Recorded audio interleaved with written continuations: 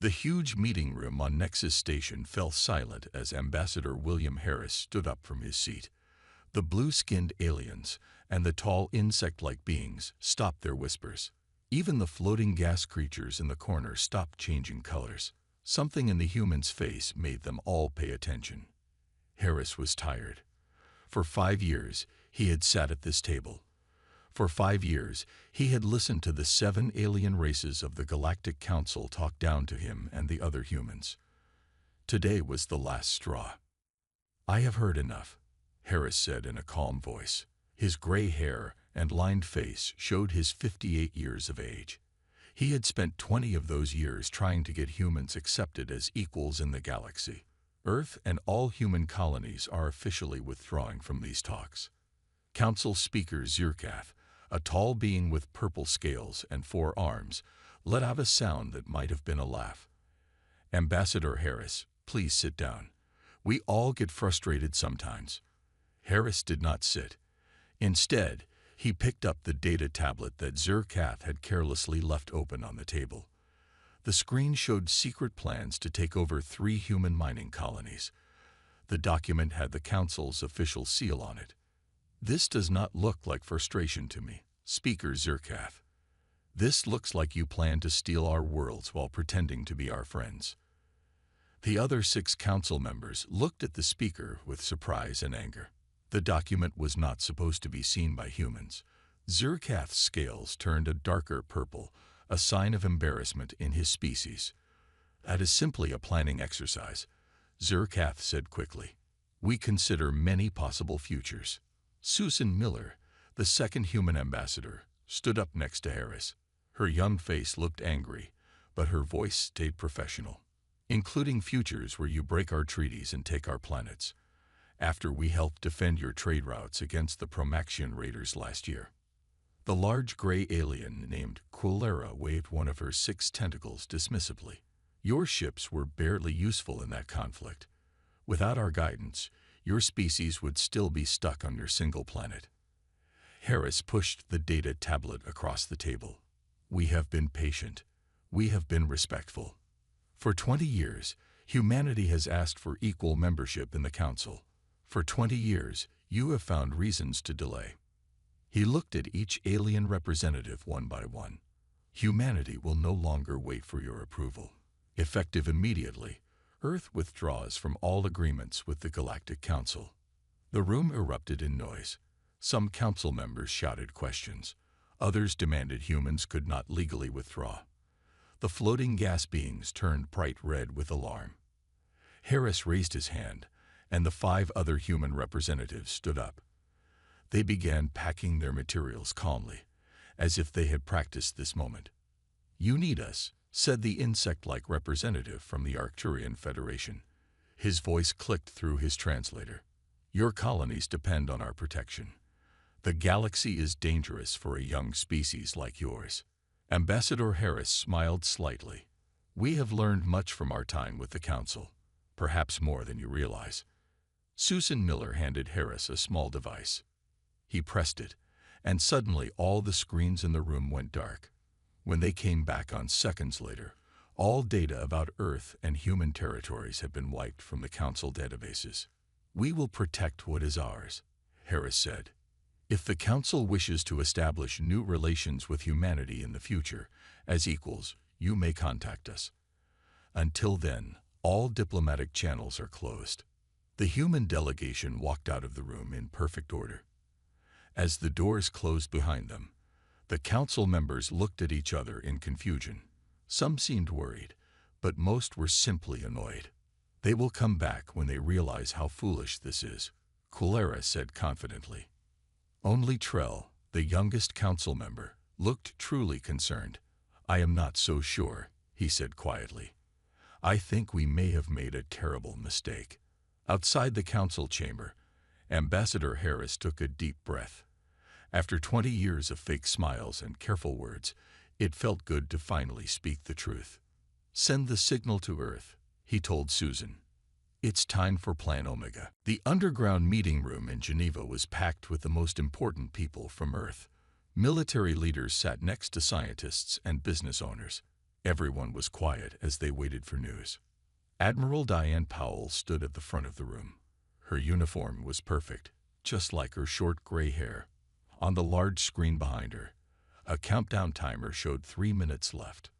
"Ambassador Harris and the delegation have just left Nexus Station," she said. "Plan Omega is now active." The room filled with whispers. Some people looked worried. Others looked excited. Humanity had prepared for this day for 10 years, but now that it was here, even the bravest felt nervous. The door opened, and Dr. Alan Murphy rushed in. He was the head scientist for Earth's secret technology program. His white lab coat had coffee stains, and his wild brown hair showed he hadn't slept much. "Sorry I'm late," he said, taking a seat next to General Frank Rodriguez. "We just finished the final tests on the shield generators." The general nodded. He was a large man with dark eyes that missed nothing. "Did they work?" Dr. Murphy smiled. "Better than we hoped.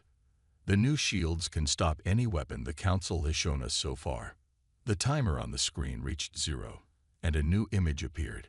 It was Ambassador Harris, now on his ship heading back to Earth. "The Council reacted exactly as we expected," Harris said to the room. "They think we'll come crawling back within weeks." Admiral Powell stepped forward. "Then we proceed as planned. All ships begin Operation Silent Departure. Around the Earth, in secret bases and hidden factories, things began to move quickly. Ships that had been built in secret were now loaded with supplies. Scientists packed up special equipment. Military bases on Mars and Europa activated defense systems that had been hidden from Council observers for years. In her lab in Arizona, Dr. Lisa Bennett watched her team install new engines on transport ships. These engines were based on Council designs, but with human improvements that made them 30% faster and much harder to track. "Will 24 hours be enough time to finish all the ships?" asked her assistant. Dr. Bennett nodded. "It has to be. The Council will notice something's wrong in about 36 hours when our regular supply ships don't show up." In orbit above Earth, Captain Peter Allen received new orders on his patrol ship Guardian. He read them twice to make sure he understood. "Navigation. Set course for the Epsilon mining colony," he told his crew. "We need to get there before the Council realizes what's happening." His second-in-command, Officer Jane Butler, looked concerned. "The Epsilon colony. That's outside our normal patrol area." "Not anymore," Captain Allen said. "Our job just got bigger. We need to bring all human settlements under our protection now that the Council won't be helping us." In New York, the United Nations held an emergency meeting.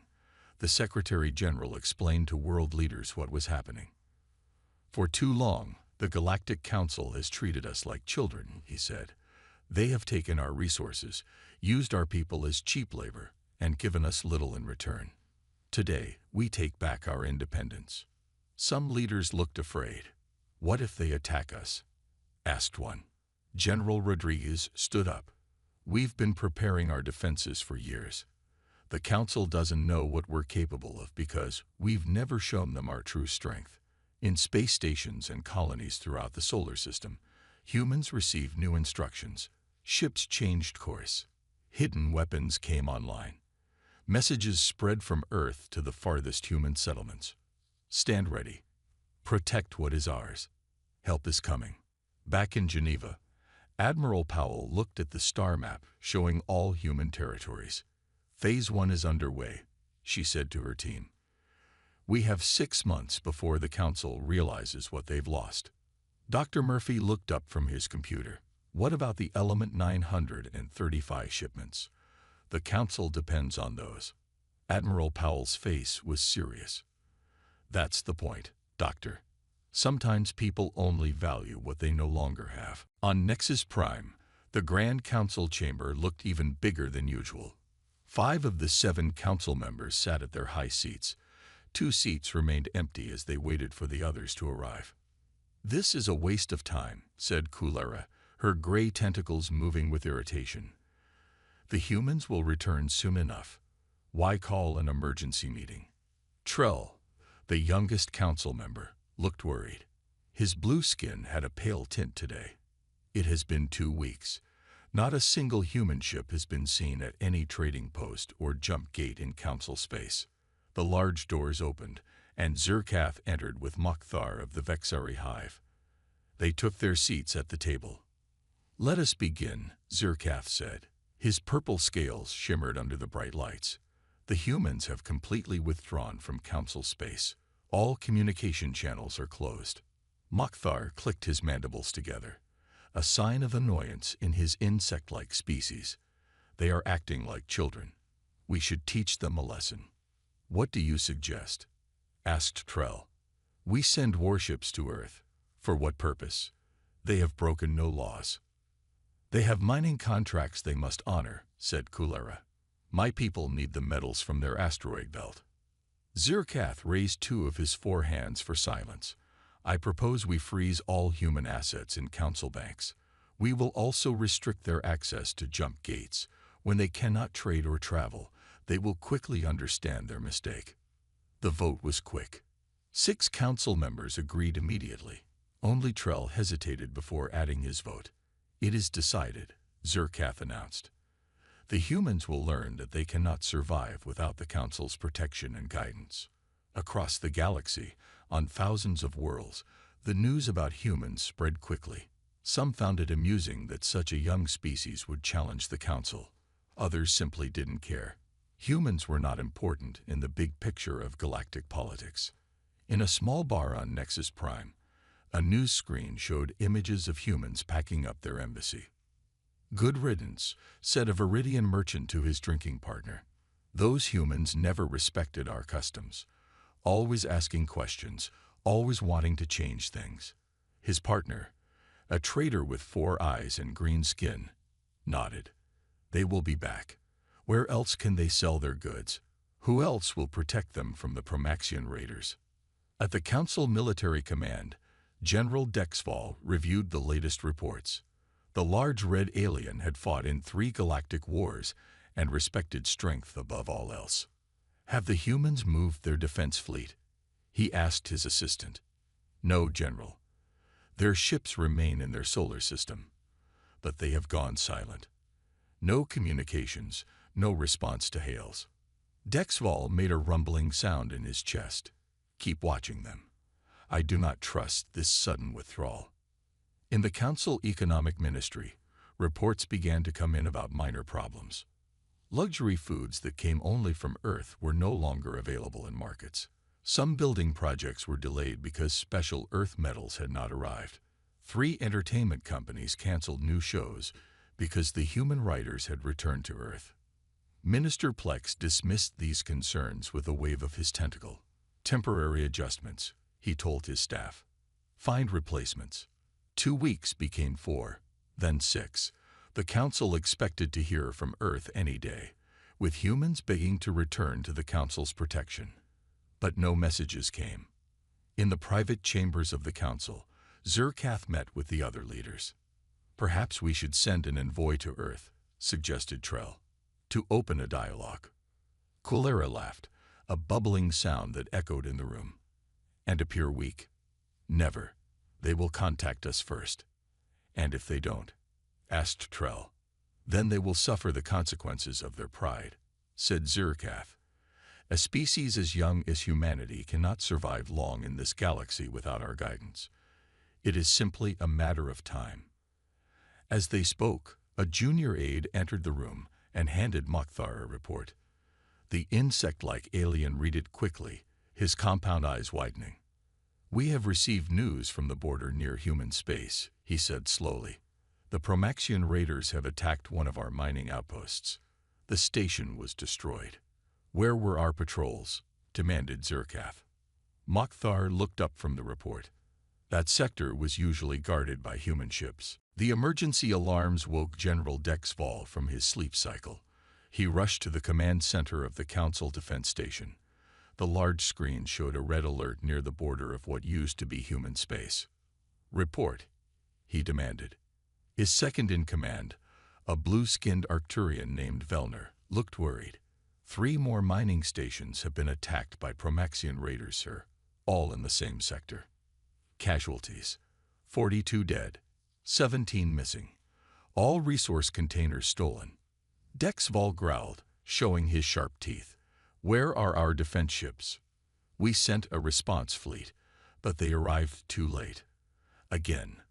Velnar pulled up a map on the main screen. The raiders are hitting targets here, here, and here. All places where human patrol ships used to guard our interests. It had been 3 months since the humans withdrew from the Council. At first, the Council thought it was a small problem that would fix itself. Now they were not so sure. Send a message to Earth, Dexval ordered. Demand they explain their absence from the patrol routes.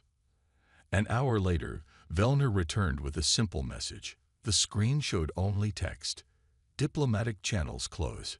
Human Defense Force no longer provides services to the Galactic Council. In another part of Council space, Merchant Guild leader Rivapa stood in her empty warehouse. 6 months ago, this building had been full of luxury goods from Earth. Coffee beans, chocolate, special wines, and handmade items that wealthy aliens love to buy. Now the shelves were empty. My customers are angry, she told her assistant. They want their Earth products. Her assistant, a small green alien, checked his datapad. We have tried to contact Earth trading companies 10 times. They do not answer. Rivapa walked to the window and looked out at the trading port. Many ships sat idle, their crews with nothing to do. Before the humans left, this port had been busy day and night. It is not just the luxury items, she said quietly. The repair shops have no work because the human engineers are gone. The entertainment centers are half empty because the human musicians left. On the Council homeworld of Nexus Prime, a group of business leaders demanded to see the Council. After waiting 3 days, they were finally allowed into the Grand Chamber. The humans must be brought back, said Kraltox, owner of the largest shipbuilding company in Council space. My production is down 60% without human workers. My research team cannot function without human scientists, added Dr. Mira, head of the Advanced Technology Institute. They think differently than any species we know. They find solutions we would never consider. Zerkath listened with growing frustration. We have sent 6 diplomatic messages to Earth. They respond with the same automated message every time. The humans refuse to talk to us. Then offer them something, suggested Kraltox. They clearly want better terms. Kulera's tentacles waved angrily. We do not negotiate with those who disrespect the Council. The humans will return when they have learned their lesson. As they argued, a junior member of the Council staff entered and whispered something to Trell. The young Council member's blue face turned almost white. We have a new problem, Trell announced to the chamber. The shipment of element 935 from the human mining colonies did not arrive. Again. The room fell silent. Element 935 was essential for faster-than-light engines. Without it, new ships could not be built, and older ships could not be repaired. How much reserve do we have? Asked Zerkath. At current usage rates, less than 6 months, Trell said. We need to find a new source. In a secure room deep inside Council headquarters, the 7 Council members met in private. The mood was tense.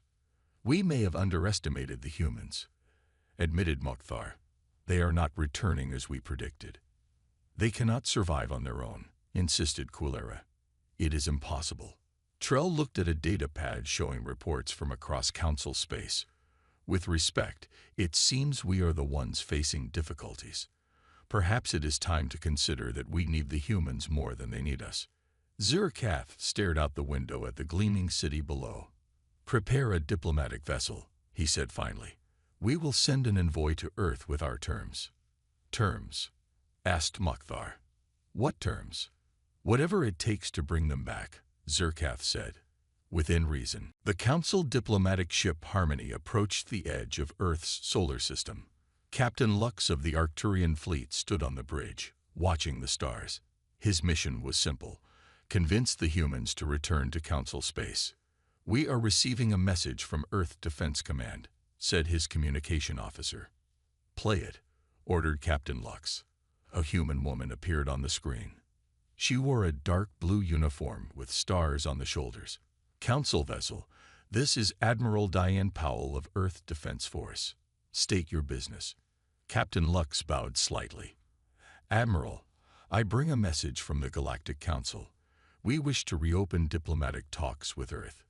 Admiral Powell's face showed no emotion. "Transmit your message. We will review it." "I am authorized to speak directly with your leaders," Lux said. "My orders are to." "Transmit your message," Powell repeated. "You are not cleared to enter Earth space. Any attempt to proceed beyond this point will be considered hostile action." The screen went dark. Captain Lux looked at his crew with surprise. This was not the warm welcome the Council had expected. Back on Earth, Admiral Powell sat in the command center with Ambassador Harris and the human leadership team. They reviewed the Council's message together. "They offer us full trading rights," said Harris, reading from the screen, "and a 10% reduction in tribute payments." Dr. Alan Murphy laughed. "Is that supposed to impress us? After they plan to take over our mining colonies." "They're desperate," said General Rodriguez. "Look at the last part. They specifically request immediate resumption of Element 935 shipments." Powell nodded. "Just as we predicted. 6 months without our element shipments, and their fleet maintenance is in crisis." On the Council homeworld, Dr. Xiv presented his findings to the 7 Council members. His tentacles moved nervously as he spoke. "We have searched 17 star systems," he said. "Element 935 exists in only 3 locations outside human space." "Then we will mine those locations," said Kulera impatiently. Dr. Xiv projected images onto the large screen. "The first location is deep underwater on a high-gravity world. The second is near the core of a barely stable planet. The third is in an asteroid field that is highly radioactive." Zirkath leaned forward. "Your point, Doctor. We can mine these locations, but the cost will be 5 times higher than buying from humans. And we would need special equipment that only humans have designed." The Council chamber grew quiet. Trell finally spoke. "So we need humans, not just for the element, but for their technology and innovation." "I have one more finding to report," said Dr. Xiv. "Our science team discovered something strange while studying old star maps." He showed a new image on the screen. It was Earth's solar system, but the picture was very old. "This map is from our archives. It is over 10,000 years old," Dr. Xiv explained. "It shows Earth, marked with a special symbol.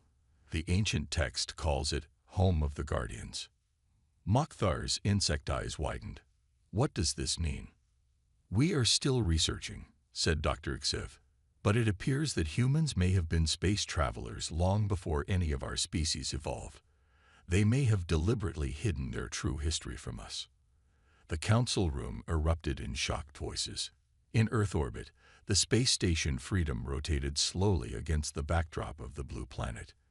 Inside, Captain Peter Allen met with officers from all human colonies. "The Council diplomatic ship is still waiting at the edge of our system," he told the group.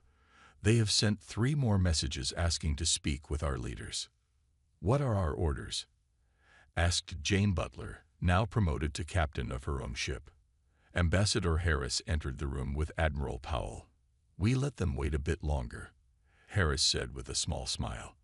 "Let them see how it feels to be ignored." Powell activated a large star map in the center of the room. It showed human ships spread across space far beyond Council territory. "While they've been trying to contact us, we've established 4 new colonies outside their sensor range," she said. "And our scientists have made breakthroughs in shield technology that the Council can't even imagine." Harris looked at the assembled officers. "The question now is, what do we want from the Council?" "They need us more than we need them." A young officer raised his hand. "Sir, why not just leave them behind? We're doing fine on our own." Harris shook his head. "Because isolation isn't our goal. Working together is always better than working alone. But this time, We'll be partners, not servants. On his ship, Captain Lux received new orders from the Council. He read them with surprise. Set course for Earth, he told his crew. We have been authorized to offer them full Council membership. Immediately, the news spread quickly across Earth and all human colonies. The Galactic Council had offered full membership to humanity. After decades of being treated as lesser beings, humans were suddenly valued. In the White House Situation Room, world leaders and military commanders gathered to discuss the offer. Admiral Powell stood at the front of the room, her face serious. "It's a trap," said General Rodriguez. "They just want our Element 935 and our technology. Once they have what they need, they'll push us aside again." Ambassador Harris shook his head. "I don't think so. I've known some of these council members for 20 years. They're truly desperate." President Laura Grant, a tall woman with calm eyes, listened to everyone before speaking. "What do our intelligence reports say?" Dr. Lisa Bennett activated a screen showing council space. "Their ships are breaking down without Element 935. 3 of their colonies have reported food shortages because transport ships can't make deliveries. The Promaxian raiders have become bolder, attacking deeper into Council territory." "Perfect time to negotiate," said Harris with a small smile. "Or perfect time for something else," said Admiral Powell. She pressed a button on the table. "Captain Greg Martinez, report please." A new face appeared on the screen. Captain Martinez had a scar across his cheek and tired eyes. "Admiral, my fleet is in position near the Council homeworld. They have no idea we're here. Our new stealth technology works perfectly." The room went silent. No one had expected this.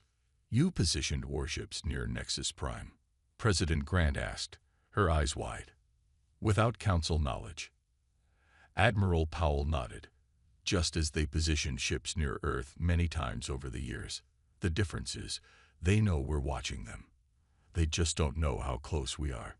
On the Council homeworld, an emergency session was underway. All 7 Council members sat at their high table, surrounded by military and science advisors. "The humans have not responded to our offer of full membership," said Zirkath. His purple scales had dulled, showing his stress. "Then we must show our strength," said Mukhtar, his insect mandibles clicking angrily. "We will send the Grand Fleet to Earth. A show of force will remind them who rules this galaxy." Trell looked horrified. "Are you suggesting we threaten them with war? Over Element 935? "Not war," said Kulera. "Just a reminder that the Council has protected them for decades. They owe us." Despite Trell's objections, the vote passed. The Council would send 60 warships to Earth, the largest fleet gathered in 50 years. 3 days later, the massive Council fleet emerged from hyperspace near Neptune. Commander Vex of the flagship Dominance looked at the blue planet visible in the distance. "Send the message to Earth," he ordered. "Inform them that the Council fleet has arrived to escort their leaders to Nexus Prime for proper negotiations." His communication officer looked confused. "Sir, I'm detecting energy readings all around us, but I don't see any ships." Suddenly, defense platforms appeared around every planet and moon in the solar system. They had been invisible until now, hidden by technology the Council had never seen before. "Sir," shouted his sensor operator, "human ships are decloaking." Hundreds of them. All around the Council fleet, human warships appeared from nowhere. They had been there all along, waiting and watching. A human face appeared on the main screen. It was Admiral Greg Martinez. "Council Vessel Dominance, this is Admiral Martinez of Earth Defense Force. You have entered Earth space with a military fleet. This is considered an aggressive action." Commander Vex stood straighter. "We come under Council authority to." Martinez cut him off. "You have 30 minutes to reverse course and leave our solar system. This is not a negotiation." Vex looked at the sensor readings again. The human ships were smaller than Council warships, but there were many more of them. And their weapons were locked onto every Council vessel. "They're bluffing," said his second-in-command. Humans don't have weapons that can harm our ships. As if hearing these words, a small human ship fired a single shot at an empty area of space. The energy blast was more powerful than anything Vex had ever seen. It could have destroyed his flagship with one hit. "Open a channel to all ships," Vex said quietly. "Order them to turn around. We're leaving." "But sir," the council ordered. "The council doesn't know what we're facing," Vex interrupted. "These are not the same humans we've dealt with before." As the council fleet turned around, Admiral Martinez sent one final message. "Next time, call ahead before visiting. It's only polite." The council chamber was completely silent. Commander Vex had just finished his report about what happened at Earth. The 7 council members looked shocked. "They had hundreds of ships," Vex said, "all with technology we have never seen before. They could have destroyed our entire fleet." Zircath's purple scales had turned almost white. Why didn't they attack? They had every advantage. "The humans simply wanted us to leave," Vex replied. "They showed their strength but chose not to use it." After Commander Vex left, the council members looked at each other with new understanding. The humans had never been weak. They had been watching, learning, and building their strength in secret. "We have made a terrible mistake," said Trell. His blue skin looked pale. "For 20 years, we treated them like children. All that time, they could have struck at us, but didn't." In a different part of the council building, Dr. Siv worked with a team of researchers. They had spent weeks studying ancient records from all 7 council species. What they found was changing everything they thought they knew about humans. "Look at this," he said to his assistant. He showed an ancient stone tablet from the Arcturian homeworld. It had a drawing of tall beings that looked like humans. The writing called them the ones who came from the stars. "And this," he continued. He displayed a very old book from Kulara's people. It told stories of sky guardians who helped them survive a terrible disaster 15,000 years ago. Every council species had similar stories in their oldest records. Beings that looked like humans had visited their worlds long ago. They had helped each species survive disasters or develop important technologies, then disappeared. Dr. Xiv prepared his report for the council. The evidence was clear. Humans had been space travelers thousands of years before any current council species.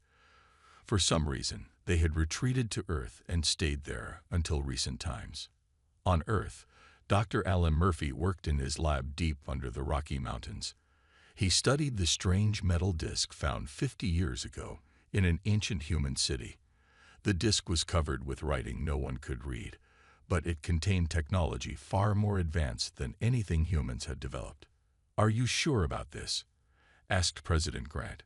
She had come to see his work personally. Dr. Murphy nodded.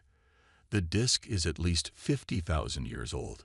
It belongs to us, to humans, but from a civilization we don't remember." Admiral Powell joined them. So the stories might be true. Humans had an advanced civilization, traveled the stars, helped other species, then something happened, and we forgot everything. "It looks that way," said Dr. Murphy. "The genetic tests confirm it. We have markers in our DNA that show advanced space adaptation from thousands of years ago." Ambassador Harris walked around the lab, looking at the ancient artifacts. "The question is, do we tell the council what we found? That we were once caretakers of the galaxy." On the council homeworld, Zircath met with the other 6 council members in a private room. No staff or guards were allowed. They needed to make the most important decision in council history. "We cannot fight the humans," said Mokhtar. "Our fleet commander made that clear. We need their element 935, added Kulara. "Without it, our civilization will suffer greatly." Trell stood up. "I believe we must do more than just make peace with the humans. We should offer them leadership of the council." The others looked shocked. Zircath's scales rippled with emotion. "Give leadership to humans, the newest species in the galaxy. Perhaps the oldest species," Trell corrected. He showed them Dr. Xiv's report. Read this. All our histories tell the same story. Humans were among the stars long before us. They helped each of our species at crucial moments in our development. The council members read in silence. Their faces showed surprise, then understanding, and finally, a strange kind of relief. If this is true, said Zerkath slowly, then we have not been dealing with newcomers to galactic politics. No, said Trell. We have been rudely dismissing the elders of the galaxy, the ones who may have helped our ancestors survive. After long discussion, they reached agreement. The Council would send their highest representatives to Earth with full authority to negotiate any terms. There would be no tricks this time. No secret plans, just the honest truth. The galaxy needed humans. The Grand Meeting Hall in Geneva was filled with people from Earth and visitors from across the galaxy. Sunlight streamed through the tall windows, reflecting off the polished wood tables. This room had seen many historic moments in human history, but none as important as today. President Laura Grant sat at the center of the human delegation. Ambassador Harris was at her right, while Admiral Powell and General Rodriguez flanked her left. Across from them sat all 7 members of the Galactic Council, looking uncomfortable in Earth's gravity. "Thank you for agreeing to meet on Earth," said President Grant. Her voice was calm and steady. "We appreciate the journey you've made." Zerkath bowed his purple-scaled head slightly. "We come with open hearts and honest intentions. The Council wishes to correct its past mistakes." For 3 days, the two sides talked. There were no tricks or hidden agendas this time. The Council admitted they had treated humans unfairly. They offered full membership with equal rights and respect for human territory. Ambassador Harris studied their faces as they spoke. After 20 years of dealing with the Council, he could tell they were sincere. They had finally realized that humans were not just another young species to control. On the final day, President Grant signed the new treaty. It was simple and fair. Earth would rejoin galactic society as a full and equal member of the Council. Human territory would be respected. Human innovations would be shared, but with fair payment and credit. "There is one more thing," said Trell, the young blue-skinned council member. "We believe the leadership of the Council should rotate among all members, and we suggest that Earth take the first turn as Council leader." The room went quiet. This was unexpected. Humans had gone from being treated as children to being offered leadership of the galaxy. President Grant looked at her advisors, then back at the Council. "We appreciate the offer, but we don't seek to rule others. We only want partnership and respect." Kulera's gray tentacles moved with surprise. "After how we treated you, you do not want revenge. Power over us." Admiral Powell shook her head. "That was never our goal. We withdrew from talks to protect ourselves, not to dominate you." After the Council members left to prepare their ship, Ambassador Harris walked with Captain Steve Brooks in the garden outside the meeting hall. Captain Brooks commanded the Earth ship Resilience, which had discovered 3 new habitable planets during the months away from Council space. "I don't understand," said Brooks. "We could have taken control of the Council. Why didn't we?" Harris watched a butterfly land on a nearby flower. "Because that's not who we are. Humans don't need to control others to feel strong." Later that evening, at the celebration dinner, Zerkath approached Dr. Alan Murphy. The Council members seemed nervous. "Your research into human history," Zerkath said quietly. "Have you discovered why your people left the stars long ago? Why you returned to Earth and forgot your past?" Dr. Murphy smiled. "We have theories. Some ancient texts suggest our ancestors chose to start over. They believed advanced technology was making us lose something important." "What could be more important than progress?" asked Zerkath. "Compassion, creativity, the joy of discovery," Murphy replied. "Sometimes you need to step back to move forward in the right way." As the celebration continued, humans and aliens mixed together, sharing stories and ideas. In orbit above Earth, ships from 15 different species docked at the new International Space Station. Among them were vessels from 5 species unknown to the Council, civilizations that humans had discovered and befriended during their time away. Admiral Powell stood with President Grant, watching the diverse crowd. "Do you think it will last, this new relationship?" President Grant nodded. "I do." The Council needed to learn that real strength isn't about controlling others. It's about working together. Far across the galaxy, on worlds that neither humans nor the Council had visited yet, other young species looked up at the stars. They were developing their first technologies, taking their first steps toward space. When they eventually reached the stars, they would find not an empire ruled by one dominant species, but a community of equals. And humans would be there to welcome them, just as they had welcomed others thousands of years ago.